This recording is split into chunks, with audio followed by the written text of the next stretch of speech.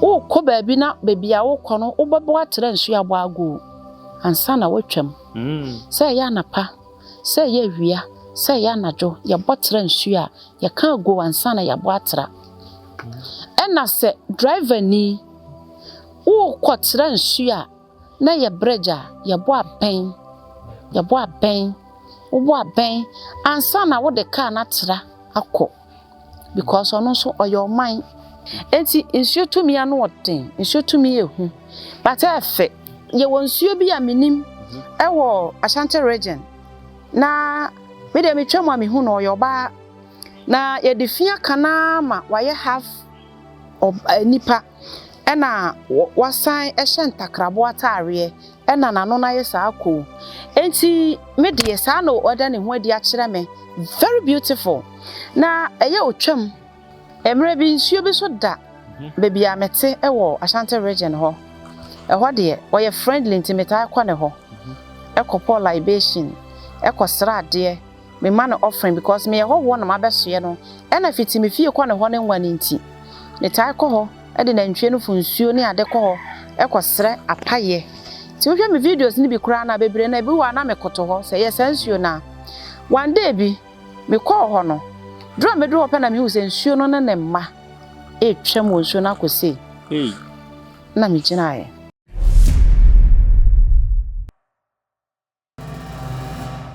yo abusha for ejabo ache na mesimo kunyem no mo nkoso a subscribe my mo follow na mo share about no man no twago no me se otimi femu bia na afra ofa na afi so subline no so say ma mo frɛ no obi ofa no call no obi a ogine bi enye se o ya azan ni kabi na ebe zan wo oyo no anu hu nipa na je nti me sere mo so ofi no bi fam na ko frɛ nipa kro enkasa na wo mo na ade ba no wa hwɛ se ebetimi ade ya ma wo na WhatsApp ne so no oye audio so o sere ya na bebre na ma ne kasa ne tententen ma mesimi fantom anim o sere mo wanyi sima ba akwa na sima mienu na de bibia ni a wamna e shosho se bia wonu bi so asem no obetimi so ahwe no ani sama mami e mo akwa ba yeah se bia bokodi onyankopon adom ai me ka ma omo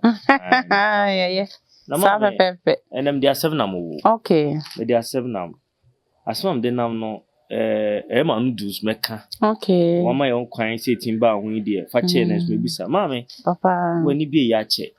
na misha mo na mebusa se eni bie ni ntine na obi ani timi bie na mde mebusa ade krom bo hu pa wo ani bie mu no de pa na hu ye bo hu okay se bia me hu ade mani bie ye hu ma de me hu ya ebo me hu sa na opese obisa okay madam wase arefo monko so anhwe ye mon subscribe na notification no na mo mia so na ye ka nokre se mo hu se obi eye me interview a me ka hu masema ye nokre me ntu mfutru ngo obi ani wonim se me so me start hu ade na me fa na tra nanso eyensuo tumi ena me din kan hu ye ane nsuo nsuo na ededa ne ho adi e kire me me din kan de hu ye ma me bi kan bi se ni ntwa no nsuo no epu nsuo okay ana nsuo ni won wo do bebre o na nsuo be na aka asemi abawa okay de din kan nsuo me din kan hu ye e wo me mofrase eye nsuo tano edatechiman eno ni nsuo a odin kan da ne ho adi e kire me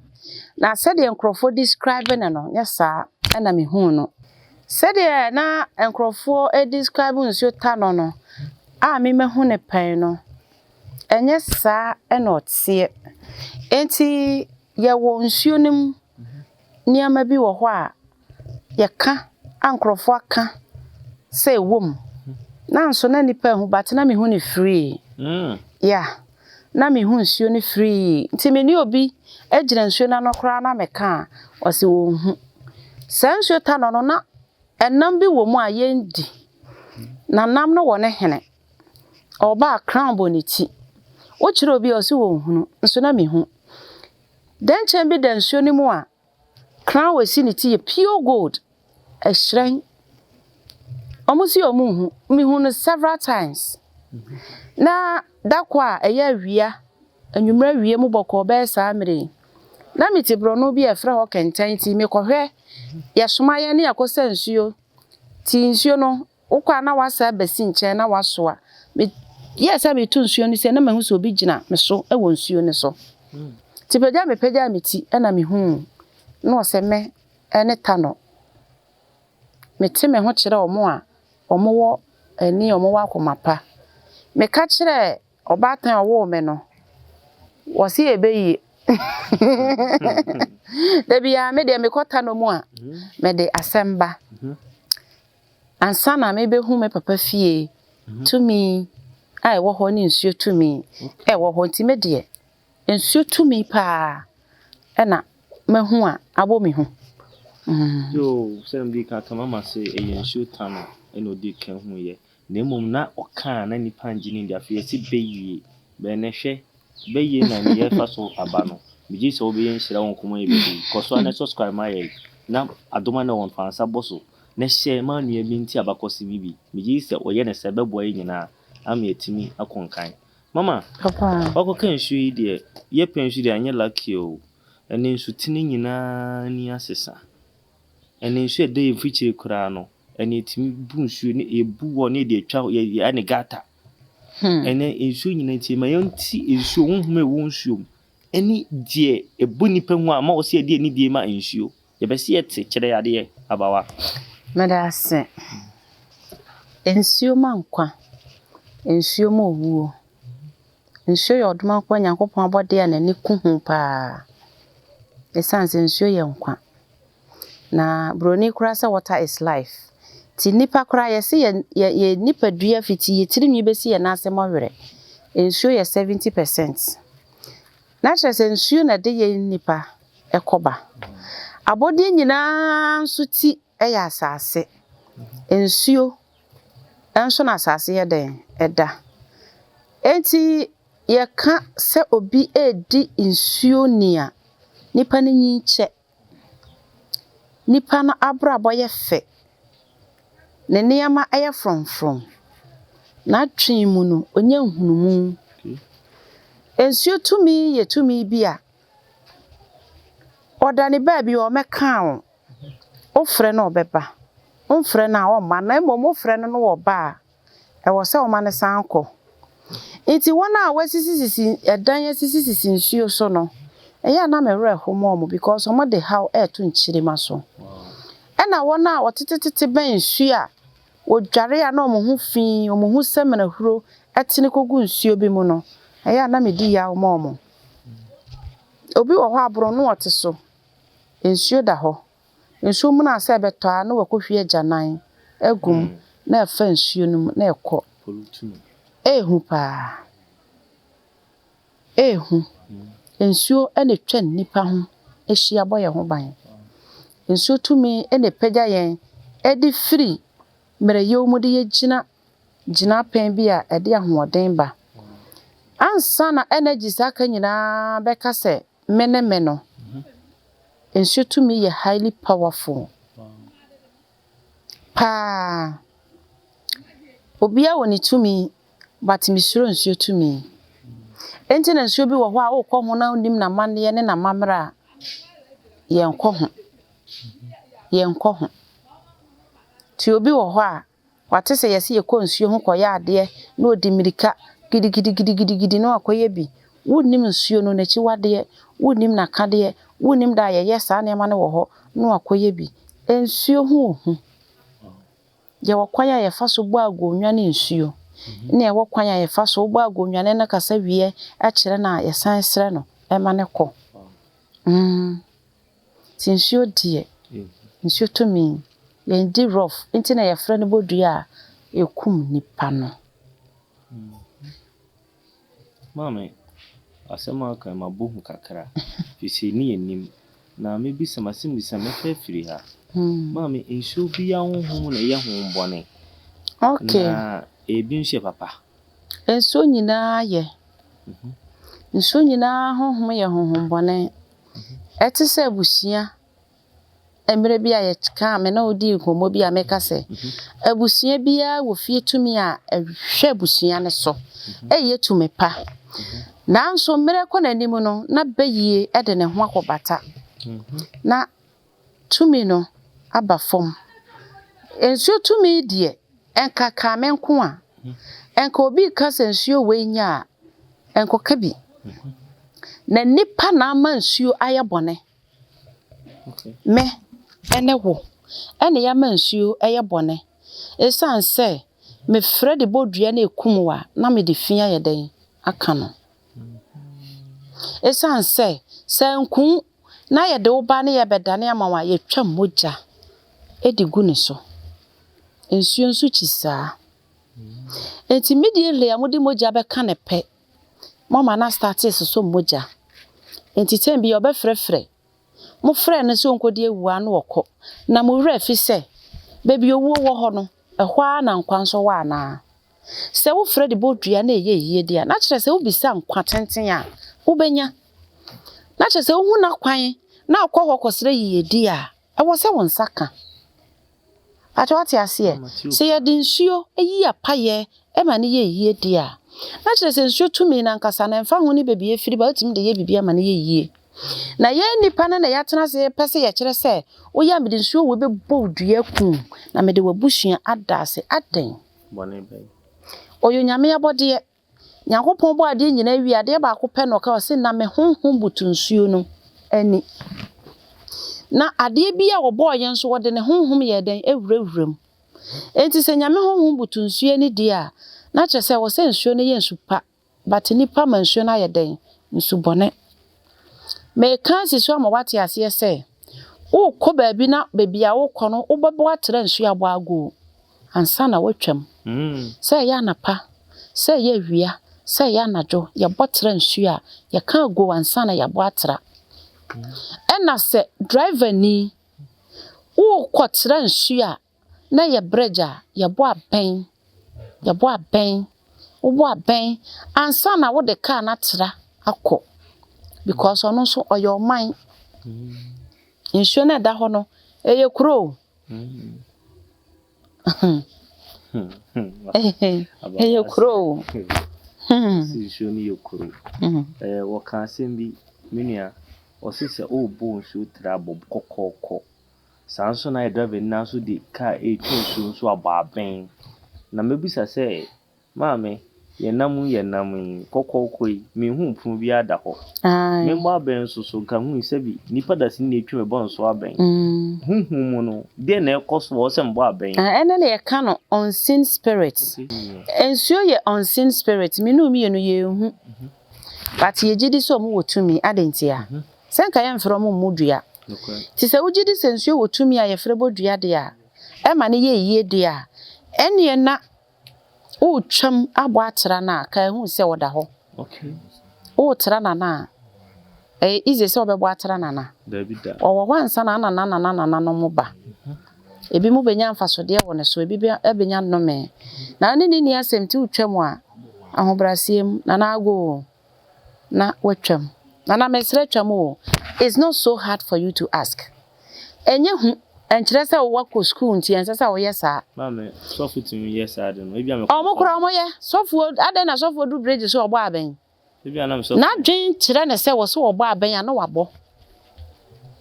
but what you say now there was a time unse madwuma no bebre na akọ nsuo ho mekoye rituals wo nsuo ho yekobo adane ye yi apaye ne ne ma wo nsuo ho na ye minsuo kase a mekọ ho a ye wo fikase mu a ya yekohoi ye mfa patashin ko ho age foreign gin te se kasa preko na se snap na ye de ko na da no na ye de apatashi ya de wo fie na nipa ne de kasa preko to na ko toye ena me kɔ hɔ nso no na o sa me de kasapreko to na me ba ne de ba no na ɔkɔ fa kasapreko no o fa apatashi no instead of real kasapreko no e de ba me bia so sa me de gu mu no na bibi de masum saw na bo wasum ochi ne pampan no kra wo mpe application no ensa na me de ewura hɔ no kra ama na senka ye de ediem Say what you say, who must have no. Where You can't do and so to me, or the our pen watch ye. Wow. A one I'm say, and saying, yeah, Casapreco, because some will be a chance, I know more than mammy. Oh, no, I'm say, oh, yeah, Casapreco, I'm say, there be the Abahuno mempe, ye here, ya peteshy. Ya cofa Casapreco, ne buy. Now I'm a sray, Edding goose, you know, man, and shooting my bee. I'm a quansa de Amayano, meet me. Wow. Ye can't shoot to me as some more, ya know before I grow ye dear. Wow. Tinny, I so consume one who's you no nimno. Seneca san and who you what dear. What you say? And see, in shoot to me and what thing, in shoot to me, but I fit. So be who say, is you are there, oh ye. Which was I there, be there, wait to say, dear. Or my one say, ye. No, say, you my ye, ye. Na what they are two and him at the ultimum that I say, in sure no cratch, I say, ye no money panel. Afa kwan nyansa kwan bi so a kire ne se enye yie said ye fire rituals eja no wagya ye ja na no ankase twa ne ho kasa kire me no saa na nsuo tumi nso ye den etie enti ya na mpempi no meka se eya nkrofo te ena konsuo ho koyi de ban koye sei nipa na o kire wo no so nim de akono no ankasa nyema enkoye ebi kura na okra mu oha osunsun mu oha ukoye na aba ebe hawo ti so obi kira ade se konsuo hu koye ade konsuo hu koye sei nipa na okira onim so eda okurom wonum tumi ewom enti ko nipa ne ho na nsu ono te ne kasa no onko ho koye ade kone ma enti se de me kira wo no se ukọ nipa na nkasa ho wotinsuo na se wonim na mamre wonim na mane wonim na chiwade na ono ankasa kogina na oye ma osre ejina ayema wa eno no ye free because ye wonsuo bi a minim ewo Ashanti region na me de metwa me hu no yoba na ye defia kana ma waye half nipa ena wasan ehye ntakrabo atare ena nano na ye sa ko enti me de sa no oda ne ho adi a kire me very beautiful na eye otwam bro no wa mete so no ta twam pa ti me koho ya ade ma obi anche ni time me sra ne se me sra no mo ma ne mpa ho na ni sa time na ade ne nipa ne frɛ me sa fa na ya akwantu mu nkrata sem na me nkoye enkoda se wo ho na nsuo yi me se ba me de mirika na de na de koma no na bia ma sha oboso me miensa enso ye chesade na wa yada danti or expect me say aye yie de ma se wo masum say aye yie de me fa ne na ase wana me de na de o si ho biom me kura me suro ni ntimi nko ho biom because na asem asete eden ti so obi ka se koye bibi na se nsuo no koye woso no wodan ka uhu obeku ato atwene